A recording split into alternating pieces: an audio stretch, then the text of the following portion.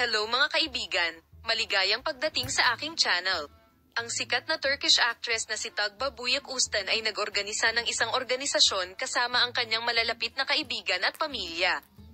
Ang kahangahangang farewell single ay nagkaroon ng bambang epekto sa agenda ng magazine. Ipinagdiwang ni Tuğba Büyük Üstün ang kanyang mga huling araw bago ang kanyang kasal kasama ang kanyang mga kaibigan. Ang espesyal na gabing ito, puno ng damdamin at sigasig, ay naging saksi sa mga hindi malilimutang sandali. Ang espesyal na gabing ito, na ginanap sa isang marangyang lugar sa Istanbul, ay dinaluhan ng mga kilalang pangalan mula sa Turkey at mga kaibigan mula sa komunidad ng sining. Ang mga malalapit na kaibigan ni Tuğba Büyük Üstün ay ilan din sa mga pangalang nagdagdag ng kulay sa gabi. Ang mga lihim na detalye at masasayang sandali ng party ay sinundan ng hakbang-hakbang ng mga mamamahayag. Naghanda si Tuğba Büyük Üstün para sa gabing parang isang prinsesa sa kanyang puting puntes na damit. Ang aktres na si Tuğba Büyük Üstün, na nakaakit ng lahat ng mata sa kanyang kakisigan at kagandahan, ay nagpa-hypnotize sa kanyang mga bisita.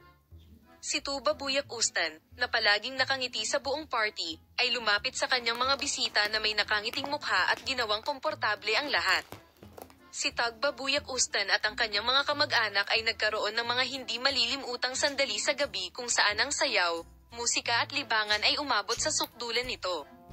Pinasigla ng mga sikat na artista na umakyat sa entablado ang mga panauhin sa pamamagitan ng pagpapakulay ng gabi sa kanilang musika. Ang enerhiya ni Tuğba Büyük Üstün sa dance floor ay nagdagdag ng ibang kulay sa gabi.